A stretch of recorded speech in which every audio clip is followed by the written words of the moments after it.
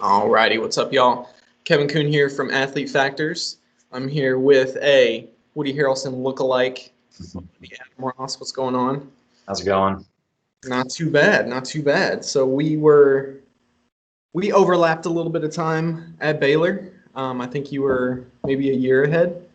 Yeah, I think sounds about right. I think so. So why don't you jump on in and tell us a little bit about yourself? Tell us what you're doing now, where you're from, athletics, academics, whatever you feel like sharing.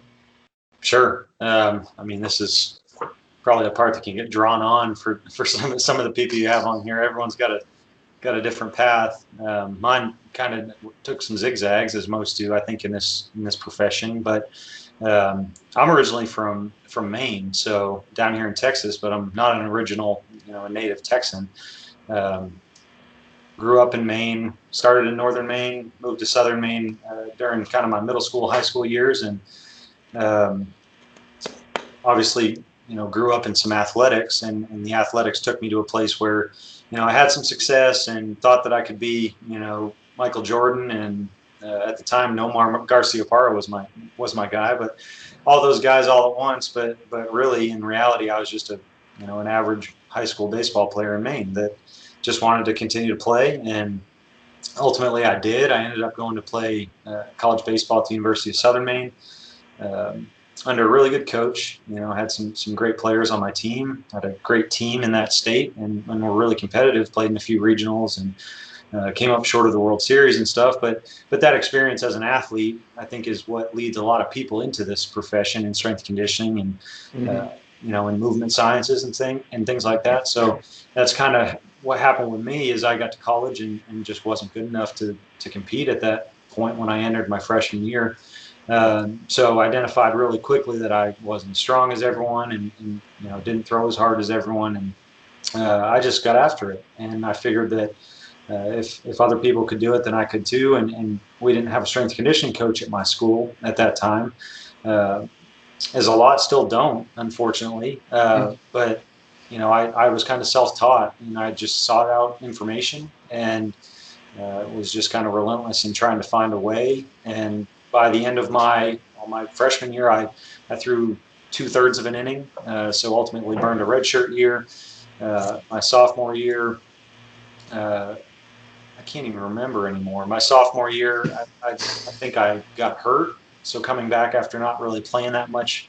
My freshman year, I came back and I think I had a UCL sprain. Uh, and then so I had 2 years really to just get after it and work and get in the weight room and train. And then by the time my junior year came around, and this was still only my redshirt sophomore year, after I took a medical redshirt that sophomore year, I had gone from, I think in high school going into my freshman year, I was throwing 80, 82 miles an hour, and I had jumped up in that junior year to sitting 86, 87, up to 90. So, I matured obviously a little bit and got a lot stronger, but I saw it pay off, and that really kind of just geeked me out a little bit, Yeah. towards what was possible, and just really dove into it. Declared sports medicine as my major at that point, and started studying under some great people in the athletic training program there at Southern Maine. Some good friends, and uh, had a real good experience there. Ultimately, ended up being our number two pitcher for my last 2 years, a starter. Nice. Pitched in some really fun games and played in some regionals and stuff. But it's D3 baseball, which doesn't mean anything bad. Like, it is, you go for a good education, and you get to play a sport. I think that's where a lot of the real passionate players are. They don't get the athletic scholarship, but the degree is there, and the opportunity is there. So those are the people that I think can do some things in the industry. Still, don't have to be a D1 athlete to go on to be a pro, or to really make an impact in what I do now. So leaving from the University of Southern Maine, I had my first experience in a practical sense, really helping my college team. Didn't really have a lot of programming experience or hands-on experience with other athletes, so I went and got that first internship experience with Mike Boyle, and Mike Boyle Strength Conditioning. At the time, it was in Winchester, Mass. I'm not sure if he's still there. I think Woburn, Mass was also another location, but I was in Winchester with with Coach Boyle and a crew of interns and a good staff there. And I Not a bad way to start. Yeah, it was really one of those formative experiences that you at the time you feel lucky to be there, but you don't realize the magnitude of the experience until years down the road where you're like, man, I really formed a lot of my opinions and not just my opinions, but they're founded opinions and how Coach Boyle taught us and the people that I got to work with there. So I got to work with Nicole Rodriguez, who's now working with Exos. I got to work with Josh Bonatal, who was with Purdue basketball for years, and now he's, I think, off in the private sector. Devin McConnell, who's head strength conditioning coach for UMass Lowell Hockey, and has, I think, won a national championship. Dan Gableman at Union Hockey has won a national championship. So a lot of these great coaches that I was able to come up with, and they've gone out and done some things. And I think there's a correlation there between the good experience you get as an intern and as part-time employee for some of those guys. And man, I could keep listing the names and people that are in the industry, but it could take a while. But ultimately, I didn't anticipate grad school being something that was thrown into the picture as fast as it was, but I had prepared for it. I had taken the GRE in my last year of undergrad, but I didn't have a grad experience lined up at the point that I went to Coach Boyle's.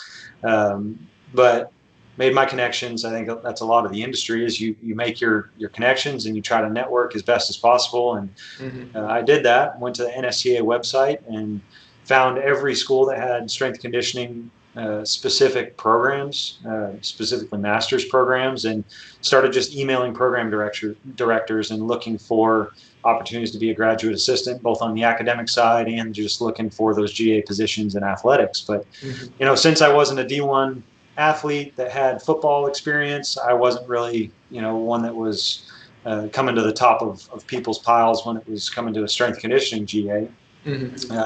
So I ultimately came down to Coach Boyle's and was given the opportunity. Like 6 weeks into that internship, I got a call from Dr. Greenwood at Baylor, who's now at A&M, I believe, and he said we had a spot open up, and I was ready. I had taken that GRE and didn't necessarily plan on it, but it was something that the Lord just kind of had His hand in it and pointed me towards that direction. So ultimately, that's how I got to Baylor from Maine, was just an opportunity. And I think that's what a lot of us just ask for, is just an opportunity to take that next step. So I got the word, I think it was around this time, around the 4th of July of, I guess it was 2008.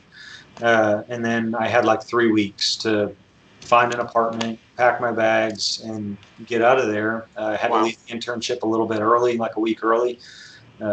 But my parents drove my stuff out there, and I flew out kind of as late as possible so that I could finish the internship experience, and got to Baylor and just started. I was a graduate teaching assistant, so taught the classes in order to get the tuition remission. So whatever way gets it done. And then on top of that, volunteered in the weight room and got a lot of good experience under the mentorship of Charlie Melton, who we share a common mentor there with a lot of people that I think you'll probably bring on. But Charlie played a really big role in my development as a strength coach and just how I see the process and just the relational aspect of winning players and just it comes down to more than just programming, and sets and reps and all that. So spent a lot of time with Charlie, was able to spend some time on the Olympic side as well, in athletic performance with Coach Kazadi was there at the time. I was able to work with football during a spring ball session,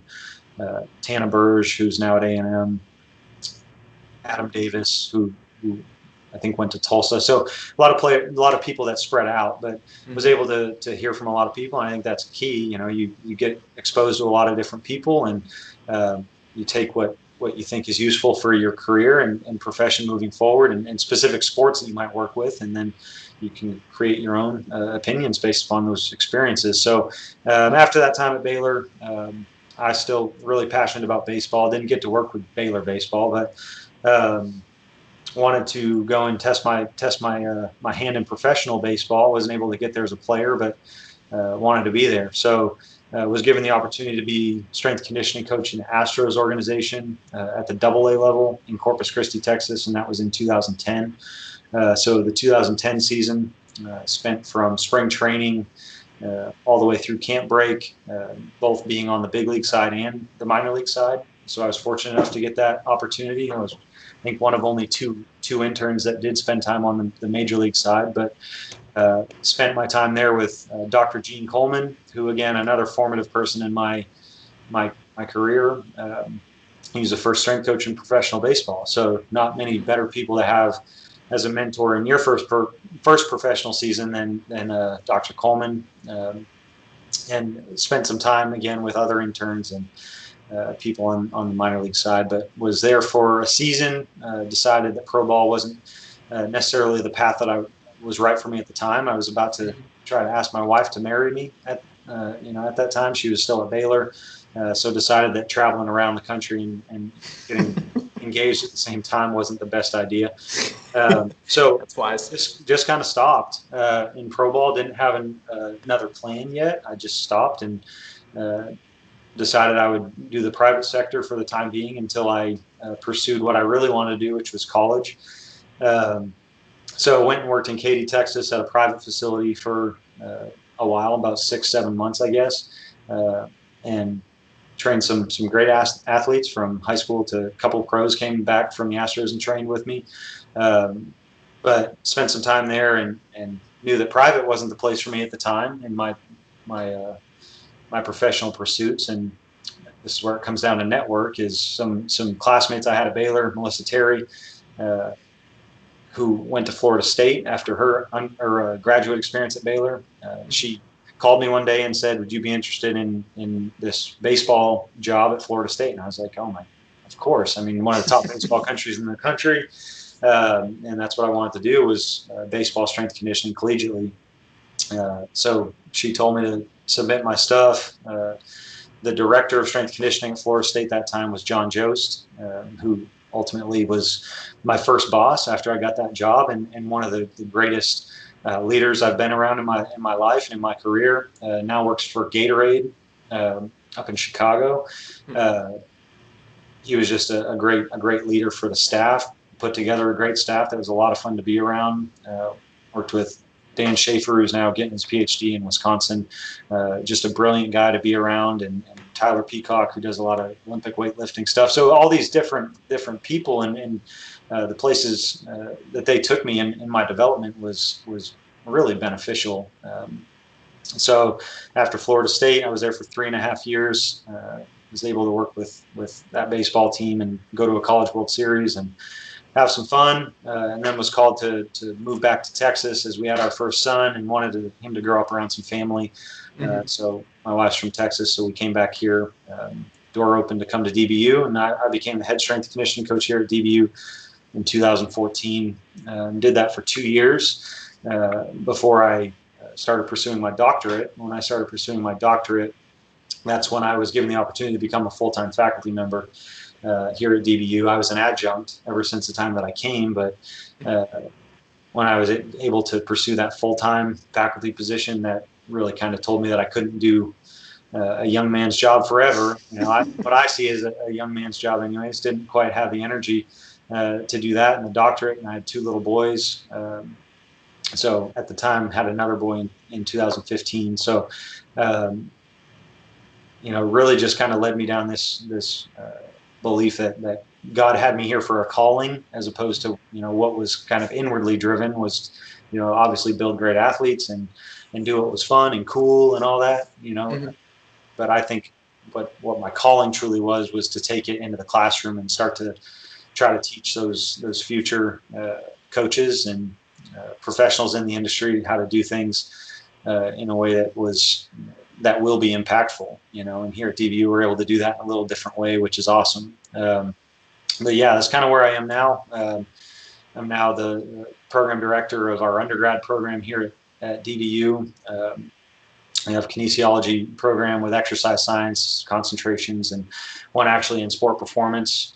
So we're tied in with the NSCA on that one, hopefully to seek some accreditation in the future. I know things are changing in the NSCA, but that's kind of what I'm involved in now, is more on the academic side, and trying to build programs, and that's just kind of what I think is fun now, is just building things. Still, I am still the baseball strength conditioning coach here. When I became full-time faculty, I said I'll do it, but I want to stay with baseball.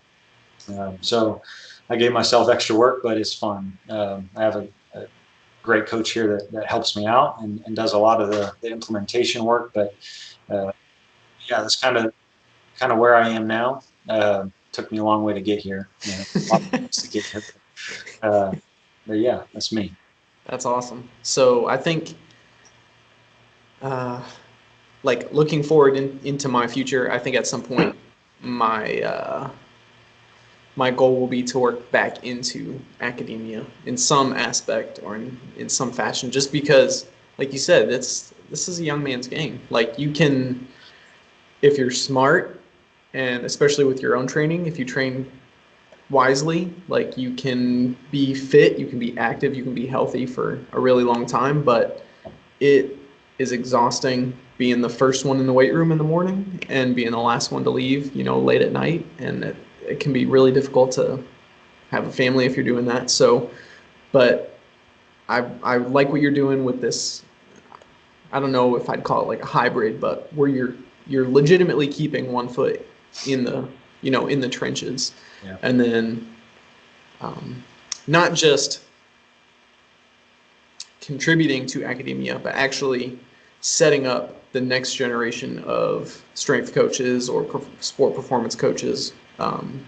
Like I didn't have any professors in undergrad who had worked with any teams in any capacity.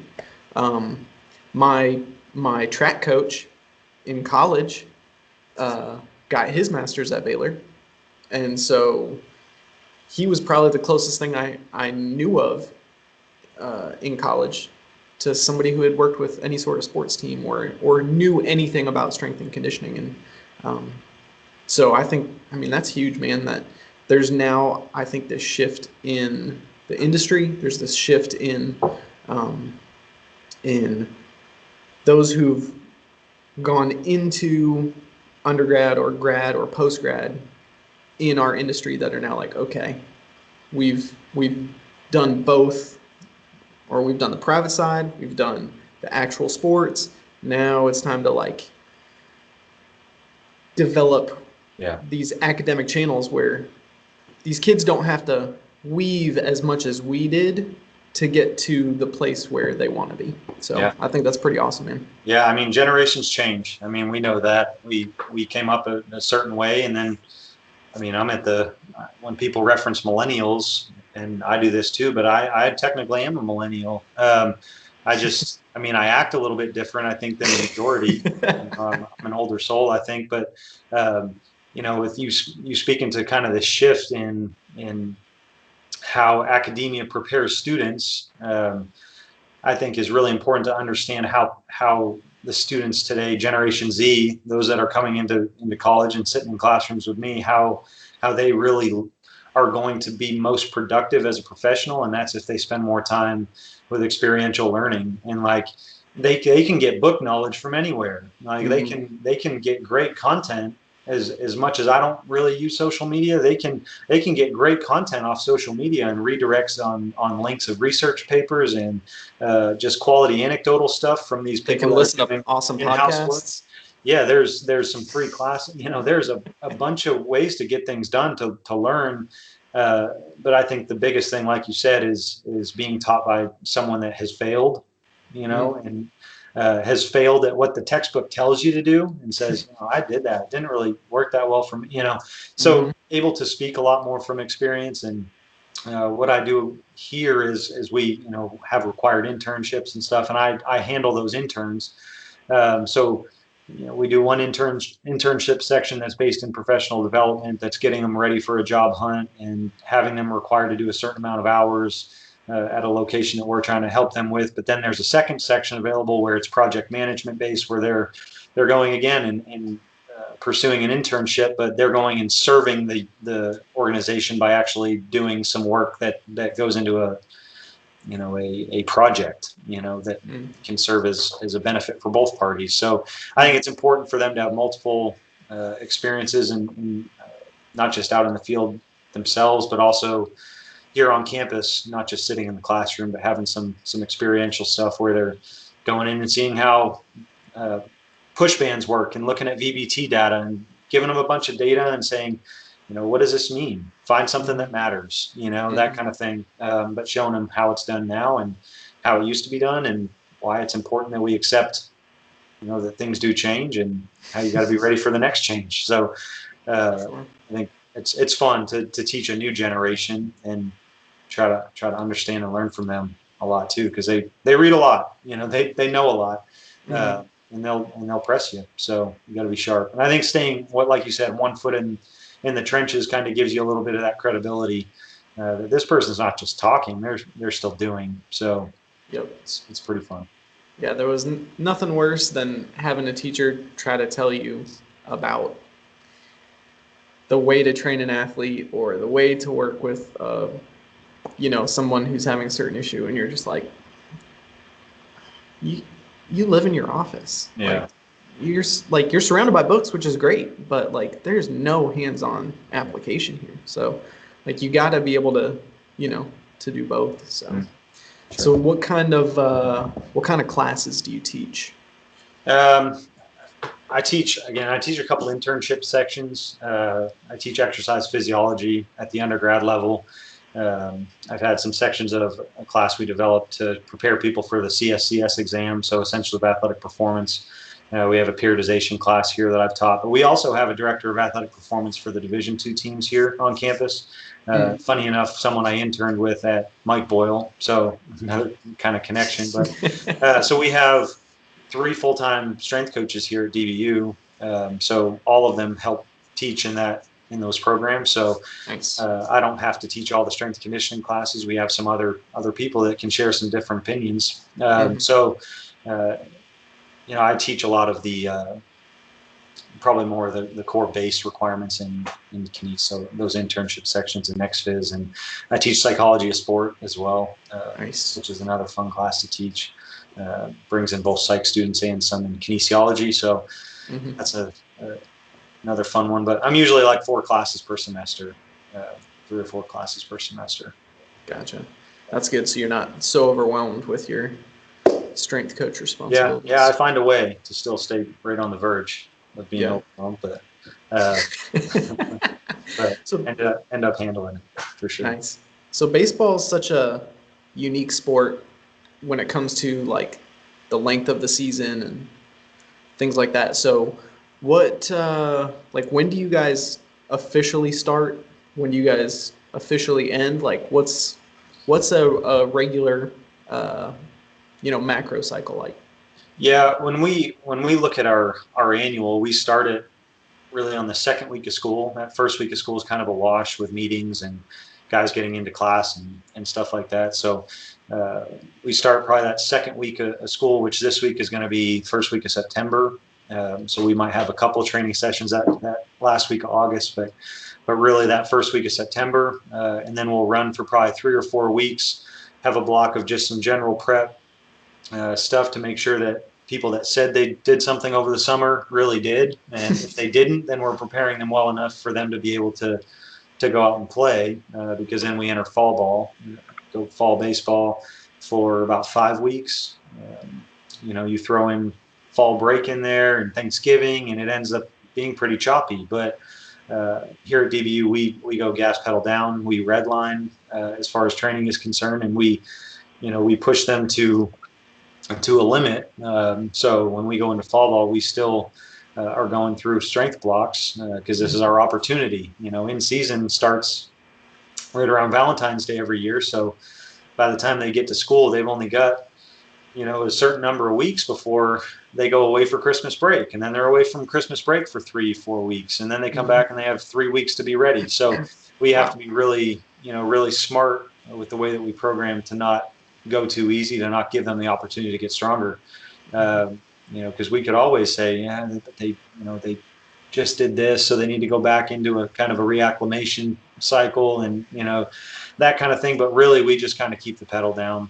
We go through just a general prep block once they get here. Again, 3 or 4 weeks, and then go into our strength loading pretty much immediately. And how I look at it is strength loading is higher intensity, lower volume, which is really what we carry over into our in-season model anyways. So I think volume is where a lot of injuries happen. So if we're able to keep some volume down in areas where we know they're going to get taxed on the field, a lot of we have outfielders that are doing a ton of reads and sprinting and base running and all that stuff. So we're going to limit a lot of the eccentric loading and hamstring work, for example, and we're working more concentric loading, that kind of thing. So we take into consideration a lot of what they do on the field, but still strength load them to a point where they're able to put force into the ground. They're able to make some gains. They're able to increase their body weight with, this strength loading. So we really do, try to maximize that time. And when we get to fall break, guys stay on campus for half the break, just again, so that we don't send them away so that we lose a week. We just really try to maximize our time. And fall is our window before we go away for break. So we probably do about, I would say, 5 to 6 weeks of true off-season training where they're not in fall ball and not away by themselves on break. So where we have our hands on them and we're able to do some fun stuff, in the weight room that we want to have our eyes on. It's probably about 5 or 6 weeks that we're able to do that, which unfortunately is all we have. But we try to develop that culture with our guys that when they go away for break, they're going to do the exact same thing. I asked my guys the other day, right before a warm-up, I just said, what kind of coach am I? What is my goal? And just pose the question. And one of the older guys just said to equip us to lead ourselves. And I was like, perfect. And I just threw him the clipboard and I said, I'll be back in 15 minutes to start our plyos, and had them just run their full warm-up. And we're running a warm-up that's 45 minutes in length, but they had already foam rolled and all that. So they're doing, pails and rails and all this stuff that is really detail oriented and is kind of a grind to get through sometimes. But the older guys know, like I've taught them well enough, and we've taught them well enough with my guy that helps me out, that our goal isn't to always have to be around. It's so that when you go into pro ball, that you're able to bring guys alongside of you and show them the right way to do things. Just makes us look good here, the way we do things at DBU, and attention to detail just kind of feeds into our culture.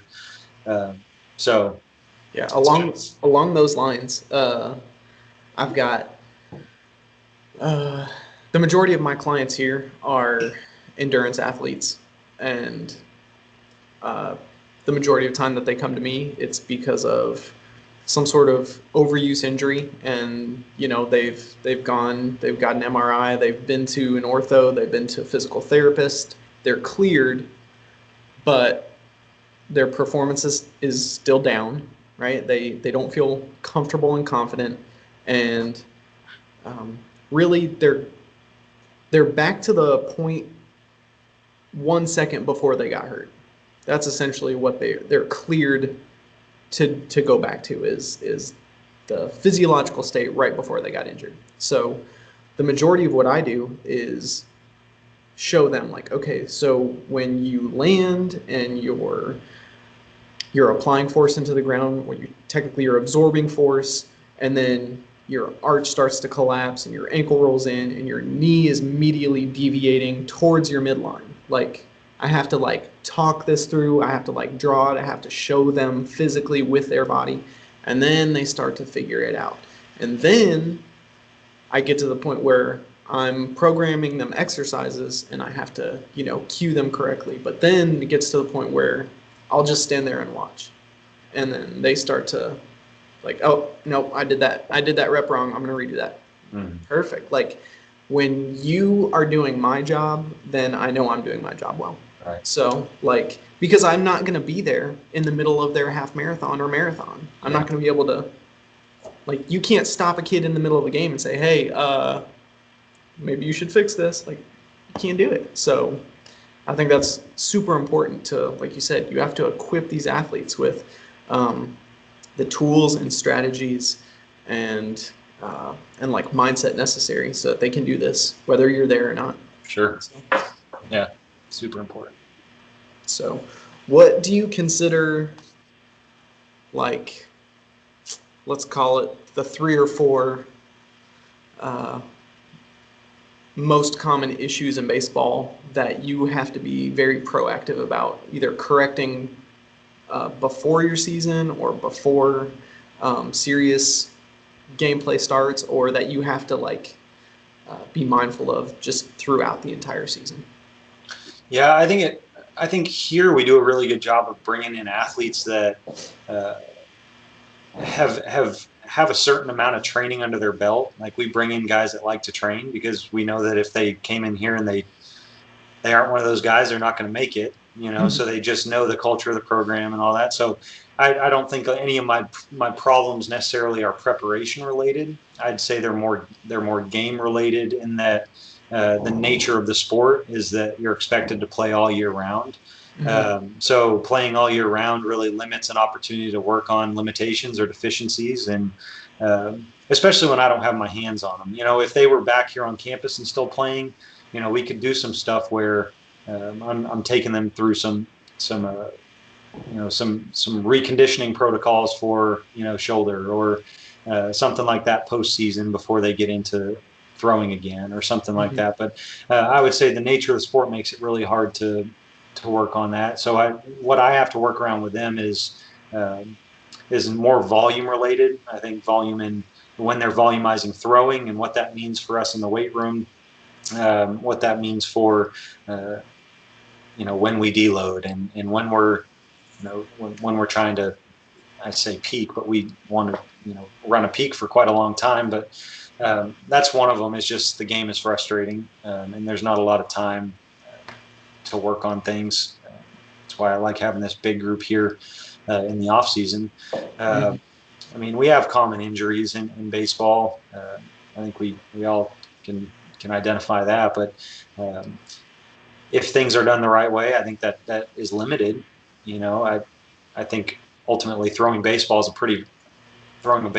real violent thing. So you're always at risk for an injury. So when someone blows, everyone looks to how they prepared, but ultimately they don't look back to the 10 or 15 years that they've been playing baseball and throwing stuff up to that point. Everyone picks up a ball at 4 or 5 years old and starts winging it, throwing rocks and just being a kid, and then accumulation over time, depending on when they started playing and playing all year round. There's a lot of load there that they don't come in with an MRI into college and say, this is how my arm looks now, that we can compare against when they go and tear or something. So that's a little bit of a frustration, is not knowing, the load that guys are coming in with. Most are coming in with a pretty high load now. So we have to be really, really good about preparing well.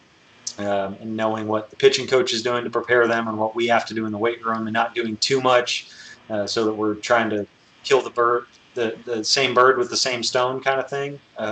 So real important to keep our lines of communication open with our pitching coach. And we have a head coach that is very progressive, does a ton of cool things with hitting, really specific drills oriented based upon the body's movement patterns that are identified individually. So we do KVES biomechanical analyses on each of our hitters and see how their segments rotate and where they time, and have them do that with certain drills, and then identify off that which drill is best for a guy. It's really specific things like that make this a really cool place. But communicating with them as well, that after they do that, what does it mean for me? They get that data, and then it's identified that the guy's hips go first because he doesn't know how to control his pelvis. He doesn't know how to go control between anterior and posterior tilt and all this stuff, and that's where it gets into something that I can help with. So I would say taking the time in baseball to identify those things is what is really making people make a jump, and making teams pass each other, is they're focusing more on the details as opposed to the macro. For sure. So does it frustrate you when you see these hitting products or hitting, I guess, or like swing specific training programs on Instagram and stuff like that? Because you're just like, it's like the cookie cutter approach, or Yeah. do you think there's some benefit to those? Well, I mean, it really depends. I can't really categorize which ones are good and bad. I guess I don't know enough about a lot of them. I know about the really major ones, the major players, I think, in the industry, but I think the major ones are major for a reason, and that's because they do individualize and they do a really good job. Um, so I think that's where the vetting process of who you go to and who you send your players to if they need some extra help in the summer or something like that becomes really important. Because I know there's a lot of people that do it right and take a lot of care and consideration into their evals and what their evals mean in terms of specific, rehabilitation or prehabilitation or strength programs that can help in someone's swing, and then some correctives that help in swing path and launch angles and all this stuff that's really new age in the game. So I don't want to vilify any of it at all. I don't spend a lot of time on social media, but I'm sure there is a ton of stuff out there that they do try to sell as, you're going to gain 5 miles an hour in a month, Yeah. and it's just not how it works. I've been around it long enough to know that. Yeah. Even if that were possible, is that sustainable? What's going to happen on the back end? Like, what happens when you get there? Are you strong enough to deal with those stresses? Can you decelerate all that? So, those are questions, not specifically about baseball, but those are the type of questions that I get a lot. Like, hey, look, I saw this cool thing on Instagram where they were doing these hex bar deadlifts and then immediately go into box jumps. Do I need to be doing that? Well, no, you should not be doing that. But not right now, anyway. So it's stuff like that it cracks me up sometimes, because that's just, people see the sexy stuff, like you're only going to showcase on Instagram the stuff that makes you look good. So it's there's a lot of reps, there's a lot of sets, there's a lot of training sessions that, most people don't see. Yeah. So that's the bread and butter. That's your foundational work. So let's see. So what type of fun equipment do you get to use currently? Because I know back when I last saw you at NSCA,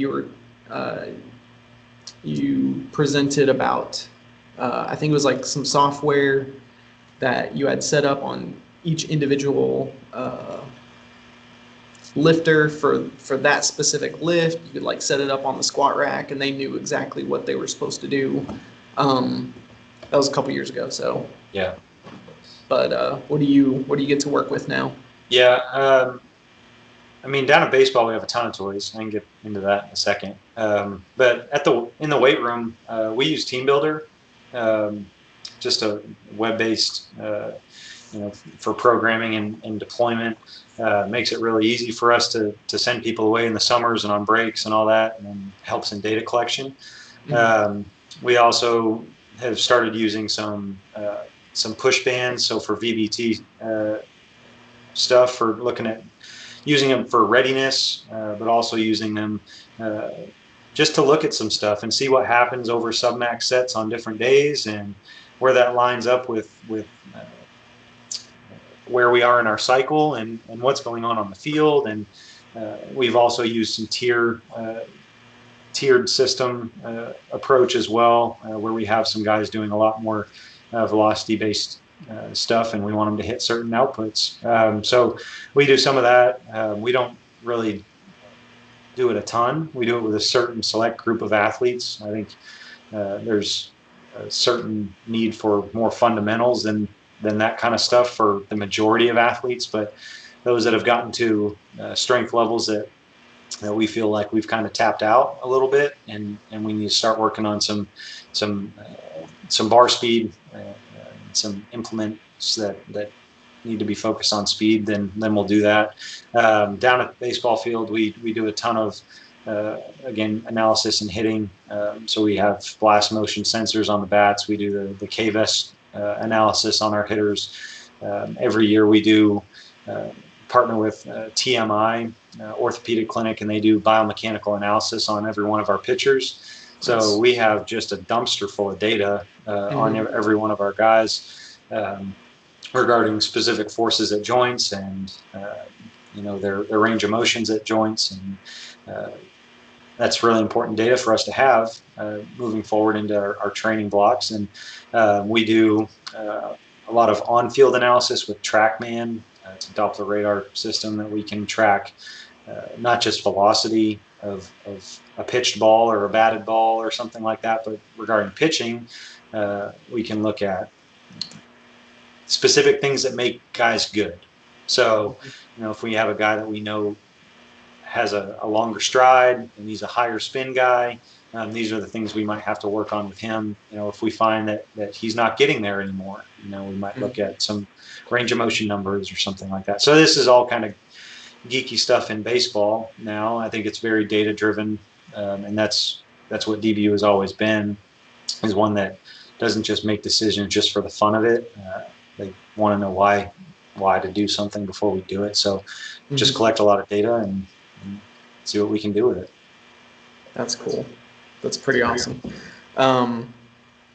Yeah, it wasn't really until getting to Baylor that I realized that there was a lot of very useful, very cool equipment that you could use in the weight room, or you could use, on the field, on the track, whatever, to make you better at your job and make things easier to explain or to get across to the athlete. I think that's one of the most important things. For me, I shoot a ton of video of my athletes, especially during assessments, so that they can see what I see, so I can explain to them, here's what I'm looking for, here's what we want to avoid, so it's stuff like that that's so useful that 10, 15, 20, 30 years ago just didn't exist. And there's new stuff on the market all the time. There's always something coming out that's we didn't do a lot with force plates when I was at Baylor, because I think there was one or two in the labs, but they're just so big and expensive and difficult to use. And now you can get a mat that does way more than the force plates that we had in the lab. Way cheaper, way more super. You just plug it into your computer, or you can Bluetooth connect it to your iPad or your phone. It's absolutely insane. Yeah. So I like that the industry is going that way, as long as people don't get overly dependent on that sort of thing. So yeah, I think as long as the industry stays focused on the athlete and making a decision based on the athlete, then it's all done for the right reason. So I don't know if you've heard of probably Sparta, but based in California, I think they are. But they do a lot of their analysis based upon force plate readings, which, it makes sense when you look at whether an athlete's ready to do A, B, or C. You have to determine how ready they are, and how ready their nervous system is for activity, because ultimately it all goes back to the brain. If you recovered terribly and ate terribly, and are stressed because of school, you're gonna have some pretty bad outputs going into a training session. So having something like that, and Sparta does that, they do a lot of force plate type evals, and not just looking at performance data, but looking at readiness data to make sure that the athlete is ready for what you're trying to program them for, and then being able to on the fly modify what the program is going to do about it. Because ultimately you have the data that tells them they're not ready, and you do the same program, but just say nicer things to them. That's not going to work. You got to change something that that physiologically treats them how they're needing to be treated. Right. So yeah, there's a lot of things out there that are going that way, and I think it's important. I think a lot of schools do use Sparta now. They partner with Sparta to help in that, to make sure their athletes are on point and ready to go when they're ready to do the program. Yeah, I was at I think the brand is called Vald, VALD, and they make force plates and stuff like that. So I was at like a product demonstration and research presentation sort of thing where they brought in a whole bunch of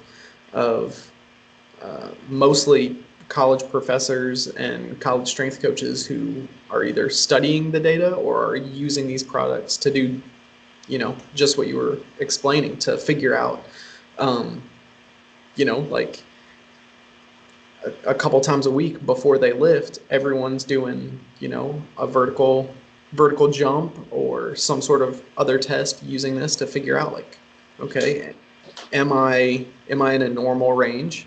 Am I in a good place to train right now? Am I on a super, super low end and maybe I don't need to train today? Maybe I need to recover today. Like, I'm trying to think, maybe 10 years ago, I heard about some teams in Russia that were using this thing that would it was based off like your respiration rate and your heart rate and some weird other thing that they were measuring. And I was like, that sounds like bogus to me. Like it did not sound legitimate at all.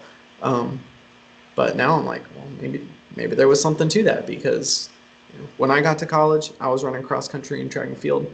Our coach would tell us, like, hey, wear your heart rate monitor to bed, because I need to know what your heart rate is when you wake up. If it's 10 beats plus over your normal resting heart rate, then maybe you don't need to be doing, an interval workout that day. Maybe you need to rest. So, it blows my mind how little we actually know about the human body, and how we're just scratching the surface right now. Yeah. And I think part of the problem too, I think, is that we do know a fair amount. Like, I think there's still a lot to know, I think, but we know enough to make a decision, but we still refuse to, because it goes against our beliefs that we've held for a certain number of years, that it's hard to escape, that we think everyone needs to go hard all the time. Just train through it. Just be an athlete. But now, I mean, you say you work with a lot of endurance athletes, and it's an over volumization sport and number of sports. And I've started to experience that too in my shift in training, starting to try to get into triathlons. Like, even when you don't feel great, you have stuff to do, So if you're trying to stay on schedule, so that's where people can know all they want, but they still have to, be okay with a plan B, to get ready for long-term success, as opposed to just checking off the daily training box, For sure. Well, endurance sports is it's a different thing, man. It's just a game of attrition. It's who can deal with the most pain the longest, and it's so much more mental sometimes, I think, than it is physical at all. So, so what kind of distance for triathlon? You gonna do Olympic? You doing sprints? You gonna? I've started in sprints, but my goal is an Ironman next November. I'd like to do Florida. Wow. So we'll see.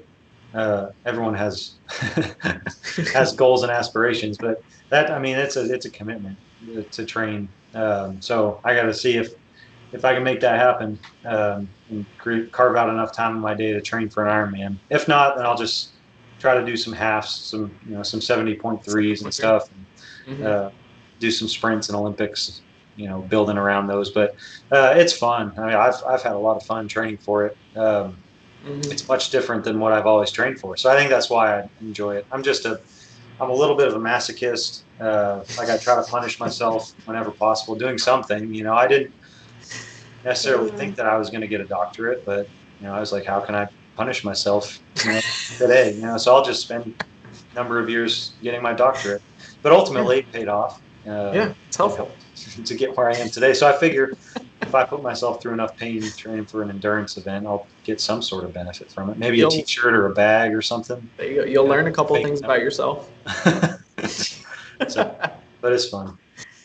Yeah, man. The nice thing is everybody gets a pretty cool medal Yeah. when they finish. So Yeah. it's No, good stuff. I told my wife after I finished my doctorate, I was like, the next one I was thinking about doing in this, and she just looked at me like, you got to be kidding. And I just told her, I was like, I'm just addicted to accomplishment. Like it's kind of a personality thing. Like once I've accomplished something, I'm just looking for the next thing What's to next? accomplish. Not that these are necessarily bucket list items. It's just kind of daily things. I just wake up and want to do something. So Yeah. You got to be working towards something. Like you can either work towards something that you want to do, or you can work towards something that your boss wants you to do. So that's kind of one of those things. You're going to be working towards someone's goal, and it could be your own, or it will be someone else's. So might as well pick something that's going to benefit you. Yeah, for sure. So let's kind of wrap things up a little bit. What advice would you have for the high school baseball athlete who's either whether they're coming from a program where they do a lot of lifting, or they come from a program, like a tiny high school where they may not even have a complete weight room. Like, what advice would you give to them to prepare themselves as much as possible for play at the collegiate and potentially professional level?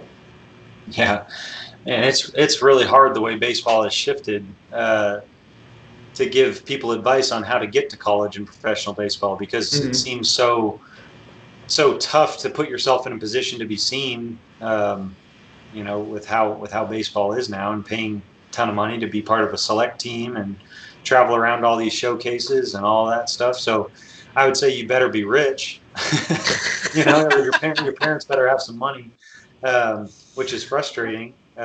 If you're really good, I think you'll be seen, obviously, from a sport perspective. But if you are good enough, from a skill standpoint, and know that you're going to play college baseball and just want to get an edge going in, I just say any college program worth their salt in the strength conditioning program is not going to let you do anything unless you own your movements before you get there. So if you can't master your body weight in lunging, squatting, push-ups, being able to do pull-ups, without assistance, those kind of things, just mastering your body weight and simple stuff that has created some of the most elite warriors in the military for a number of years. Like if you can't do that, you're not going to be too successful when we start to try to load you. So, and I would say after just focusing on body weight stuff, it can't just be body weight stuff done, once a week, but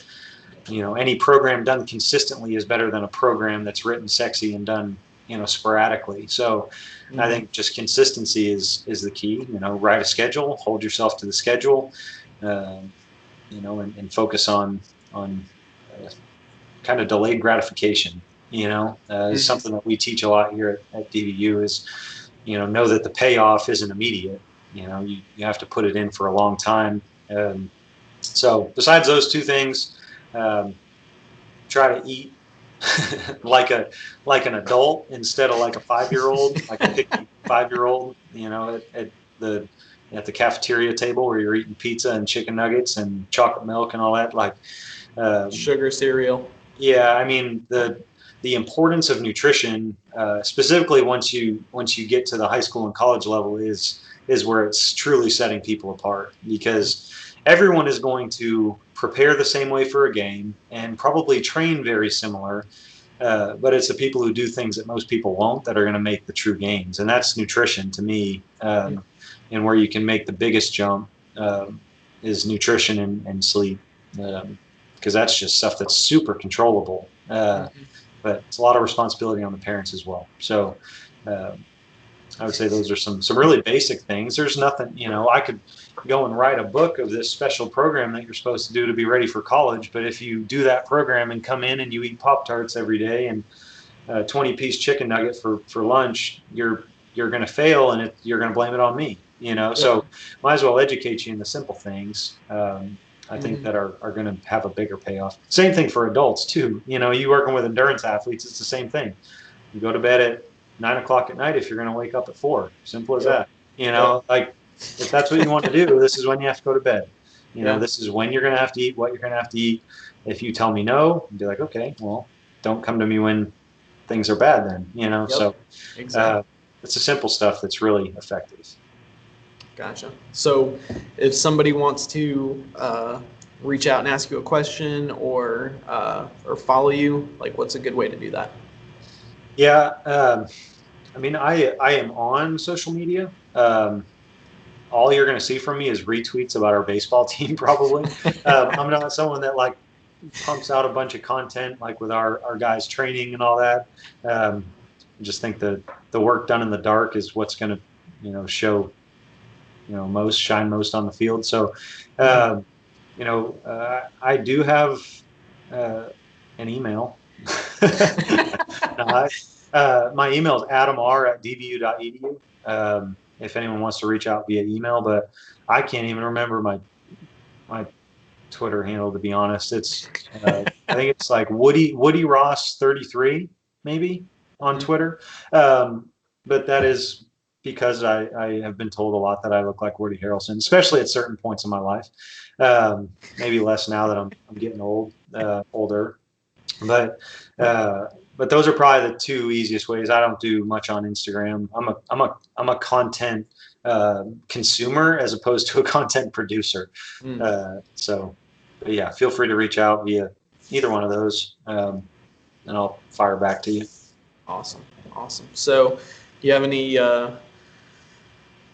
parting words of advice? Any wisdom you feel like anybody listening or watching could benefit from hearing? Yeah, I mean, I'm not sure about your viewer base and who listens and whatnot, but I think something that has been real apparent to me in the last 5 years since coming to DBU is unless you are doing what you feel you're called to do, it's going to be fairly unsatisfying.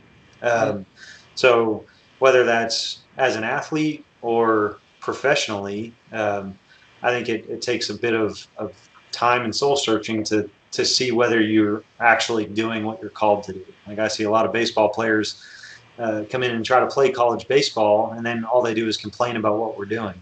That to me is telling me like you're not really called to do this. Like go and do something that makes you happy, because ultimately, God probably has a different plan for you. Either that or change your attitude.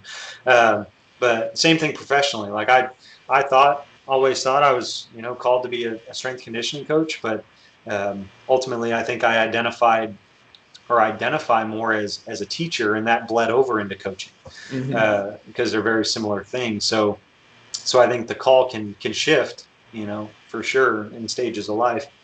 But I would say really just kind of do some searching if you're feeling any doubt, and try to observe what truly makes you happy. So.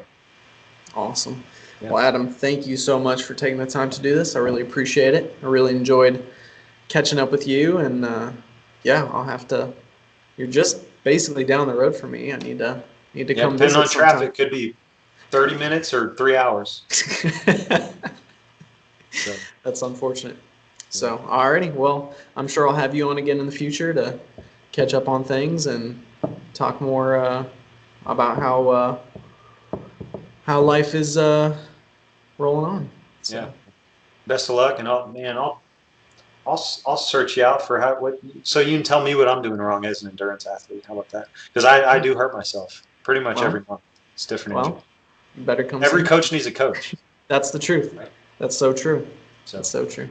Alrighty, y'all. Thanks for taking the time to watch and listen, and stay tuned for our next episode.